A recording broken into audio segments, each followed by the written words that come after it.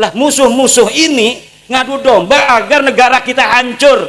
Rela apa tidak kalau ada orang mengadu domba pemimpin-pemimpin kita agar bangsa dan negara kita hancur? Lawan apa lawan? Hancurkan apa tidak?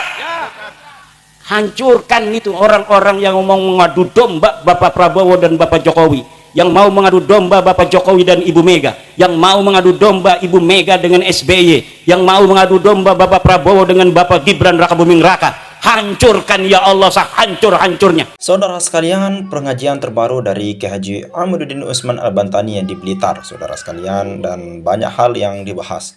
Salah satunya bagaimana beliau angkat bicara terkait dengan hasil daripada Basul Masail PBNU yang terbaru, yaitu mengharamkan daripada laut bersertifikat. Dan banyak hal yang disampaikan juga terkait dengan klarifikasi pembekuan dari pengurus PWI yang ada di Jabar. Terkait dengan hal itu digantikan oleh Abah Setu, saudara sekalian. Oke, selengkapnya mari kita sama-sama simak video berikut. Silakan. Persaingan politik itu wajar, tapi tidak bisa diadu domba untuk menyengsarakan rakyat. Nggak bakal mau mereka itu hanya mau bersaing politik dengan tujuan sama, yaitu demi bangsa dan negara. Lah musuh-musuh ini ngadu domba agar negara kita hancur.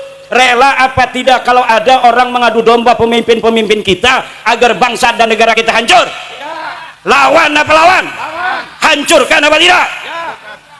Hancurkan itu orang-orang yang mau mengadu domba Bapak Prabowo dan Bapak Jokowi, yang mau mengadu domba Bapak Jokowi dan Ibu Mega, yang mau mengadu domba Ibu Mega dengan SBY, yang mau mengadu domba Bapak Prabowo dengan Bapak Gibran Rakabuming Raka. Hancurkan ya Allah, hancur-hancurnya. Kenapa? Kalau pemimpin-pemimpin kita itu sudah bisa diadu domba, maka lemah kekuatan kita. Banten itu Pak, Banten cerita gimana? Bukan karena saya orang Banten membanggakan Banten, tetapi memang dalam buku sejarah Banten tidak bisa dimasuki oleh musuh kecuali oleh pengkhianat yang dari dalam Banten sendiri. Sultan Hasanuddin ketika jadi sultan didatangi oleh siapa itu, orang Belanda itu.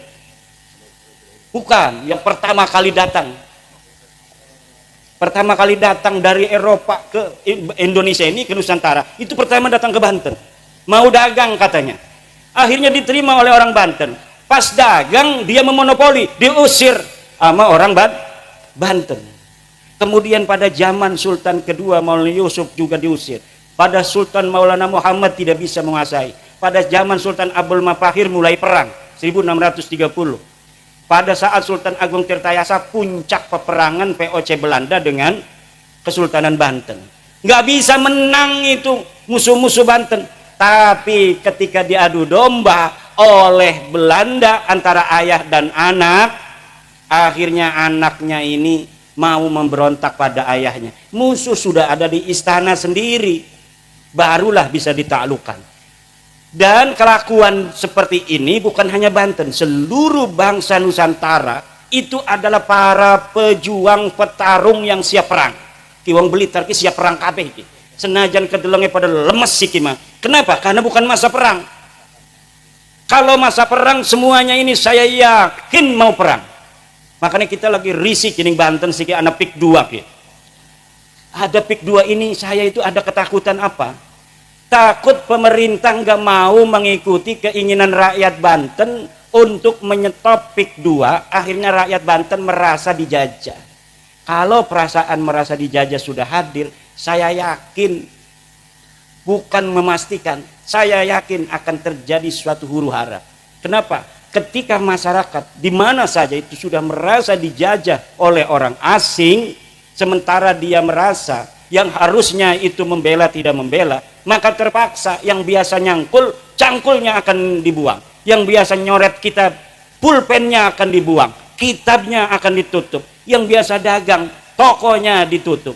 Yang biasanya cuma nganggur di pos kamling, main remi, main catur, caturnya disepak. Nah ini makanya PBNU sudah mengeluarkan Bahsul Masail kemarin, bahwa menurut Bahsul Masail Nahdlatul Ulama, hasil keputusan tahun 2025 ini laut haram disertifikat. saya memohon kepada pemerintah, presiden, menteri ATR BPN, menteri KKP, dan seluruh yang terkait bahwa PBNU sekarang sudah memberikan fatwa keagamaan bahwa mensertifikat laut dengan HGB dan SHM hukumnya haram. Tolong patuhi fatwa Nahdlatul Ulama, hentikan PIK 2 di Tangerang dan seluruh Indonesia. Karena apa? Ternyata bukan hanya di Tangerang laut itu disertifikat, Bu. Di Sidoarjo ada, di Surabaya, di Madura, anak wong Madura lautnya wis disertifikat. Di daerah lain juga banyak, kata menteri itu. Ternyata bukan hanya di Tangerang. Makanya Tangerang yang menjadi sumbunya. Ketahuan. Memang benar-benar daerah keramat itu. Daerah Banten kata orang tua, ini kata orang tua, mungkin kata orang Blitar, tanah Blitar keramat. Kata orang Banten, tanah Banten berkeramat.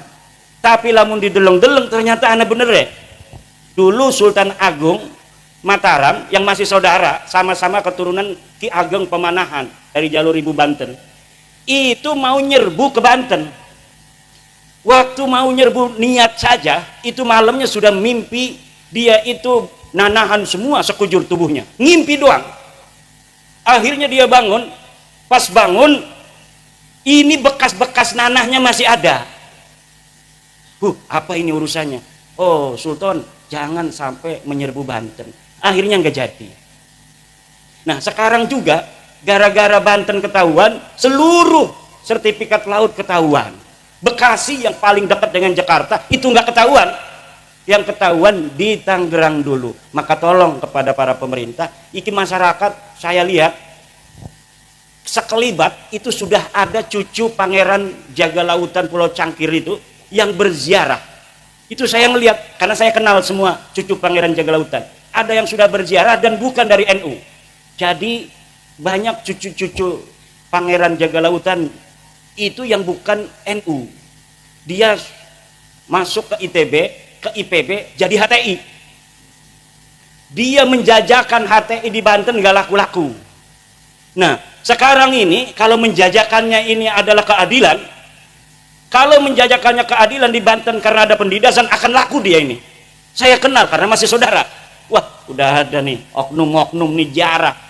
2 hari lagi setelah dia jarah demo di situ. Wah, ini kemarin itu. Kenapa? Kalau jualan HTI enggak laku, tapi kalau jualan keadilan laku. Kenapa? Keadilan itu sangat dirasakan oleh masyarakat. Makanya tolong, ini kalau sudah orang-orang yang tidak cinta kepada NKRI, yang tidak cinta kepada Pancasila, Bhinneka Tunggal Ika, sudah ikut main begitu, ini pasti masyarakat itu akan mudah dibodohi, akan tidak jernih lagi cara berpikirnya, dan gampang untuk diajak menuju hal-hal yang kurang produktif untuk bangsa, negara, dan agama Islam sendiri.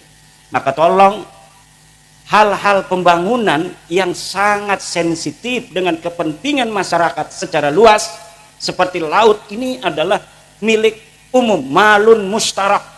Menurut fatwa PBNU dalam Bahsul Masail Kombes dan Munas 2025 ditetapkan bahwa laut adalah malun mustarakun, harta yang dimiliki oleh semua, tidak boleh haram hukumnya disertifikat baik HGB maupun SHM. Tolong pemerintah memperhatikan hasil keputusan daripada organisasi Islam terbesar di dunia, yaitu Nahdlatul Ulama.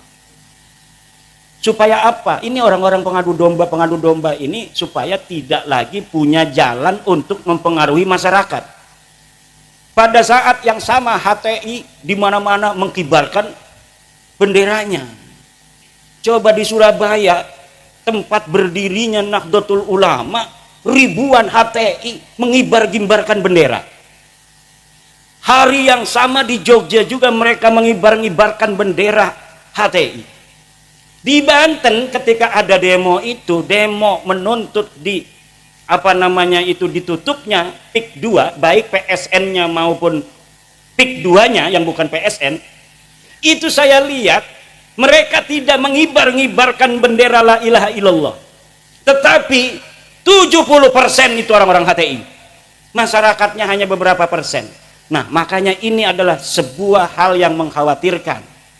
Kenapa? Kalau jualannya itu adalah jualan keadilan dan anti kezaliman yang sedang dirasakan oleh masyarakat sendiri, maka ini akan laris manis Tanjung Kimpul. Laris manis Tanjung Kimpul.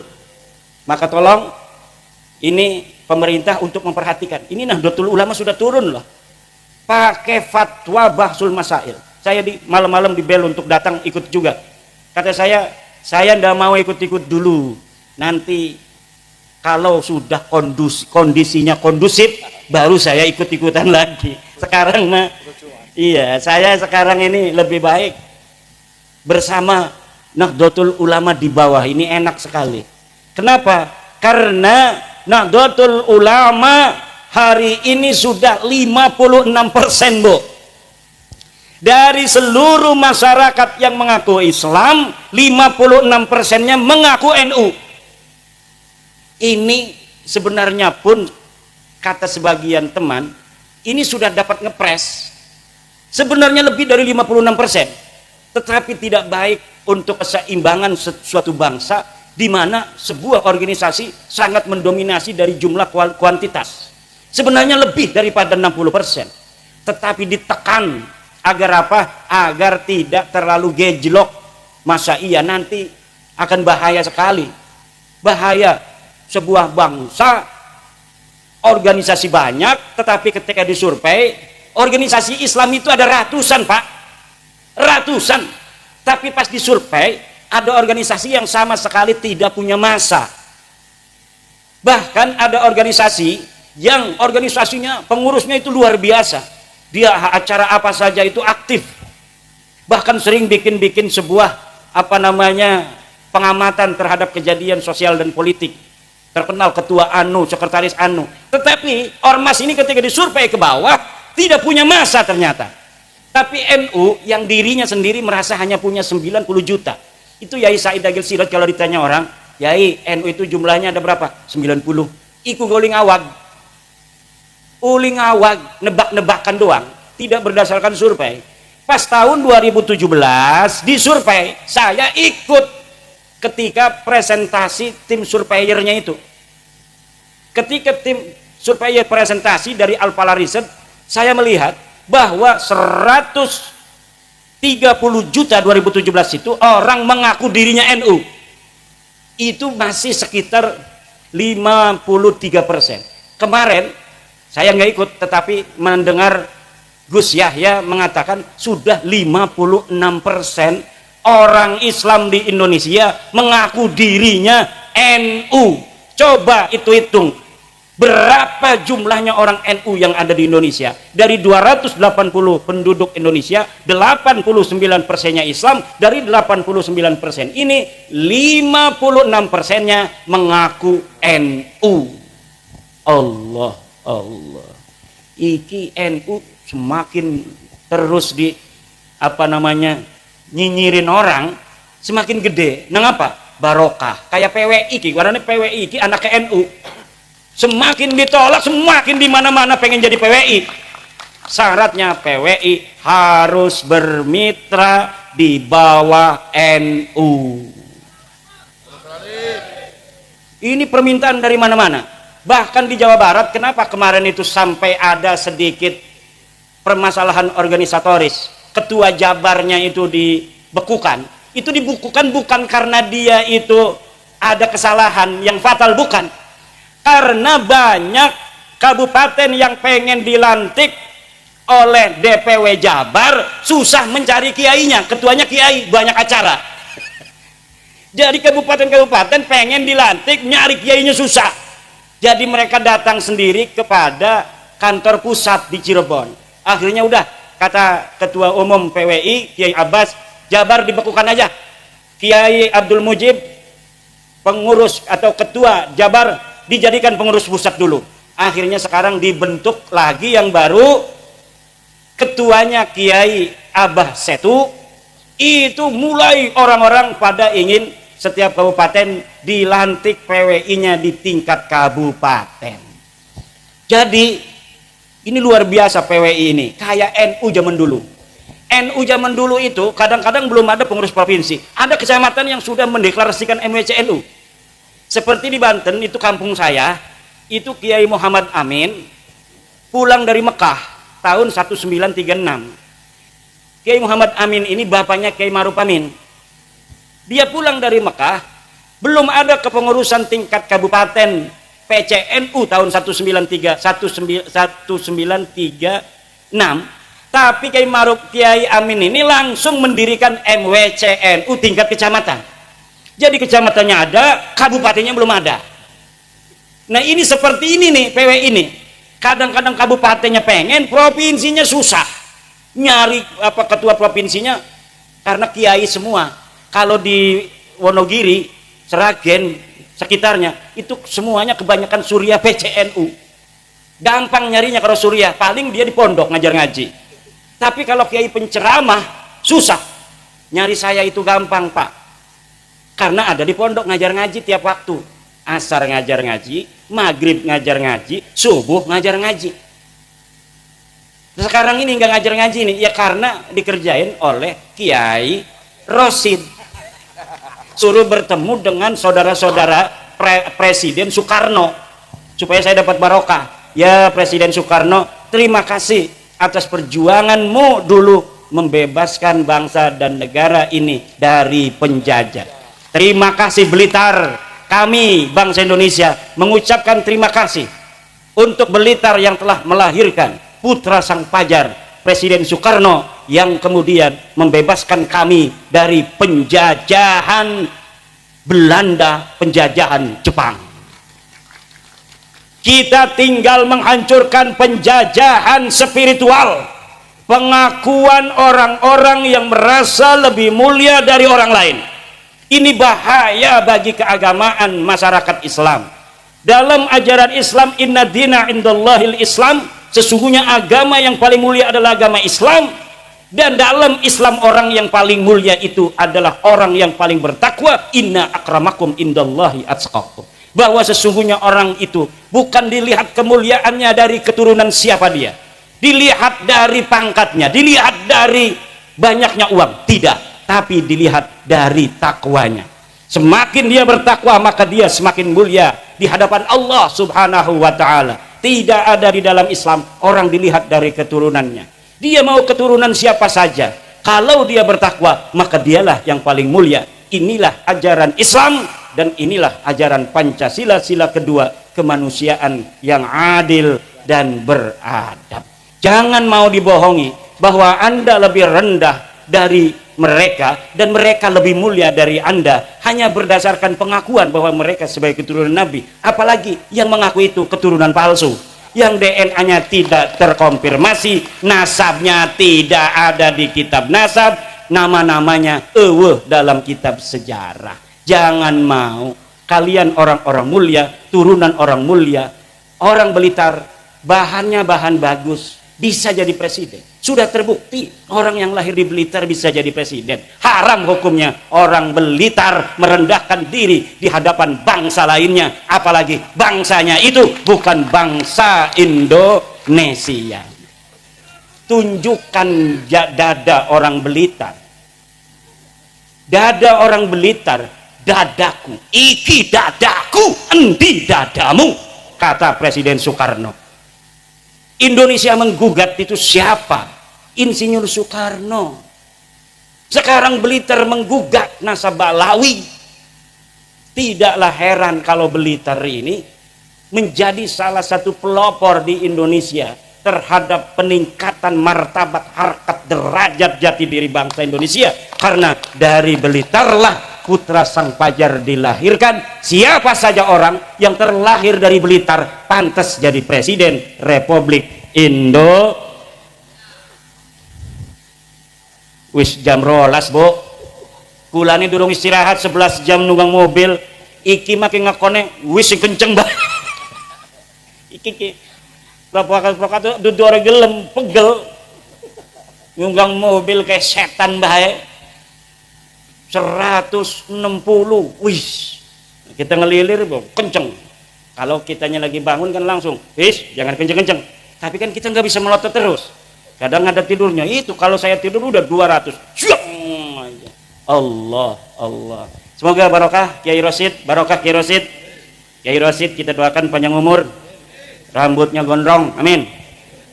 Kiai Rosid, rambutnya pakai belangkon digondrongin, keren. Santri saya itu Pak, santri saya, kalau dia pengabdian, lulus dari aliyah kan, ngabdi dulu setahun, nggak boleh cukur, suruh gondrong. Kenapa? Supaya nakalnya habis di pondok. Nanti ketika di masyarakat dia udah nggak heran lagi ngeliat orang gondrong segala macem. Dulu aja saya udah gondrong di pondok.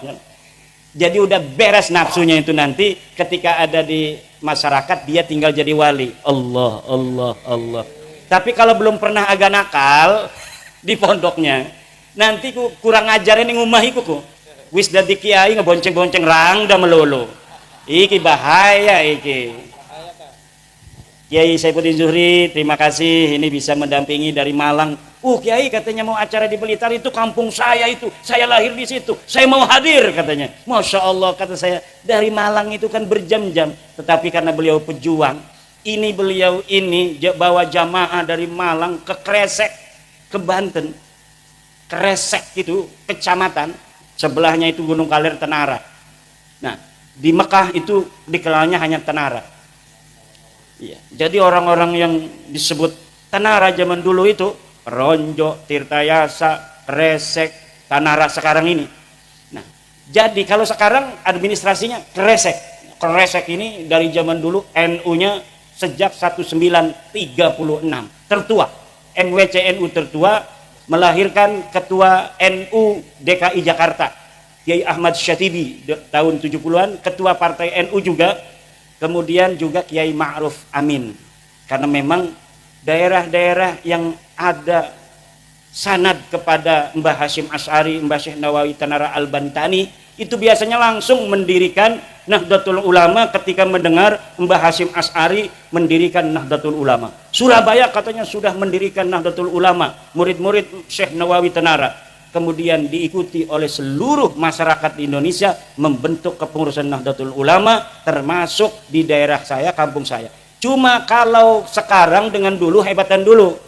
Dulu itu Ansor desa itu punya drum band. Sekarang Ansor nggak punya drum band. Kalah sama Ansor tahun 50-60-an. Karena zaman dulu itu mungkin banyak saingan, jadi lebih lebih semangat. Sekarang ini di Banten gak ada saingan.